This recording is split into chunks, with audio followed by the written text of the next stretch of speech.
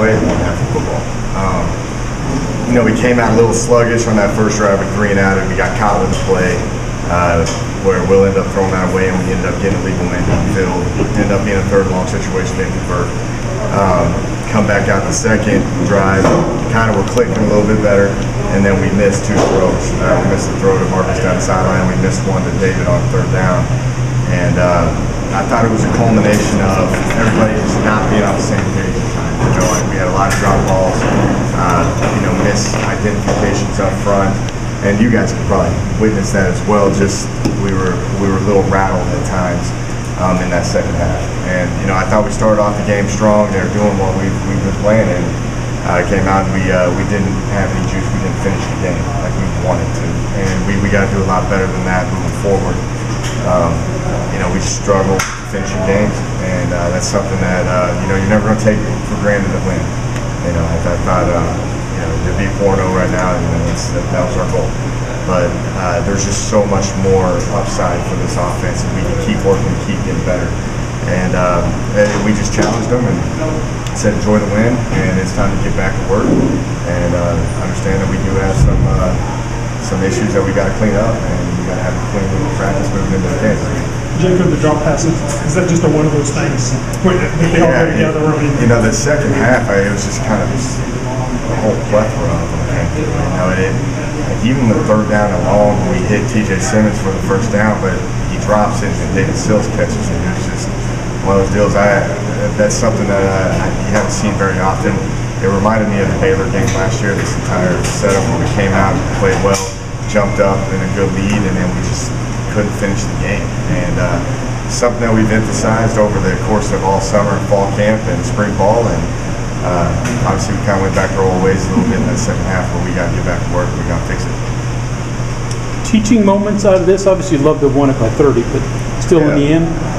Yeah, there's a lot of teaching moments. You know, I thought in the second half we all rotated in terms of getting on the kids, to encouraging them, to ignoring them, and we need some senior leadership to step up. You know, we did everything, you know, and you know, the momentum swing, and we just didn't have anybody step up and make the play and try to get that momentum back on our side. So there's a lot of teaching moments, not just from a technical standpoint and a scheme standpoint.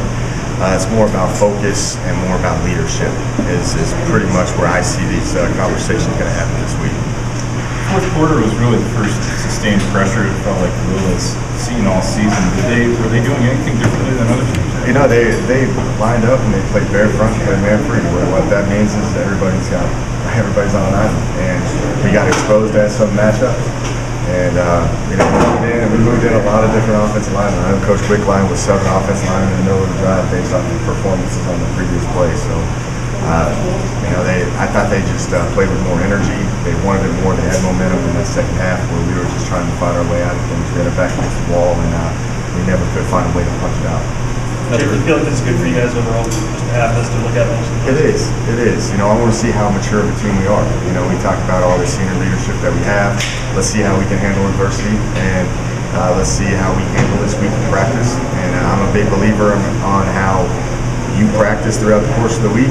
It's how it translates to the game. And I thought our practices were up and down this past week, and that's something that's going to be issued, and it's going to start when we need to start having cleaner practices and pick that up. But to answer your question, I do believe it's going to help us out a lot. Another big game out of Marcus Sims. How important does he become to this offense? Very important. You know, he was the one that was catching the ball. You know, that was the one that I see at one point in the game. I was like, let's throw it to 8 every single time, because he was the one that was consistently stepping up and making plays. But you know, they're going to have these games. Like, I see this happen. You know, even with the New England Patriots and Tom Brady and their receiver core and stuff. It's just great to see that you have a kid like Marcus and where he's going to step up, or Will actually feels comfortable throwing to him in these critical downs, where last year it was Gary on all the 3rd downs, and David is periodically throughout the game. But yeah, we got to make sure that we get this fixed, and we need all those guys being able to step up to the plate, because they knew that 8 came to play, and they were bracketing him at times to take him out of it. But somehow Marcus, that kid, he ends up getting double covered. He still gets out and gets open for Will. How thankful are you that Gibby's guys put points on the board there? Oh, I was relieved after they got that big six. You know, I at that point I was about to go 3 tight ends and see if I could just run the ball, see if I can run the clock out. You know, we were running out of options at that point. We really were going to a 2 tight end set for the rest of the game because we were getting exposed in certain matchups up front and on the perimeter. So it made more sense just to get heavy with it, juggling the clock off and survive.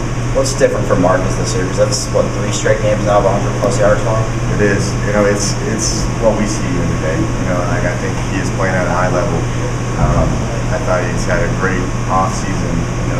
It's the continuity between him and Will. It's not surprising to us in that locker room. We're just very glad to see all that hard work translate out there for him and him have some success.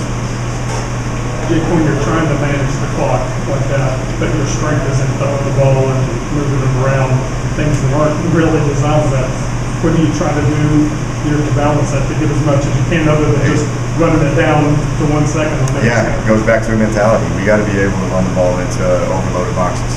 That's what this league is getting to. I think that's what Coach Gibson did for Texas Tech.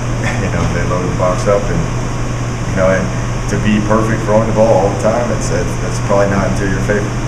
And we got to be able to pop our runs and make sure that we're not put in those situations again, because if we're held one-dimensional, it's going to be a long season. So again, it's back to work. We got to make sure that we're straining this week and see if it translates to Kansas. The way the second half went, how much of it is execution that you're concerned about? How much of it is mental and what their mindset was second half? I thought it was both. I thought it was started off as execution and it led into the mental side. Will doesn't really get rattled. He's the same guy the entire time. I just thought we had zero energy. And if you guys maybe paid attention to it, you probably noticed that too. And that's where the senior leadership needs to come in. And we talked about being a mature team. I didn't think we handled that with the maturity that we need to handle. Kenny Robinson. I thought it was a little bit of both, but I wasn't very pleased with the mental side of it.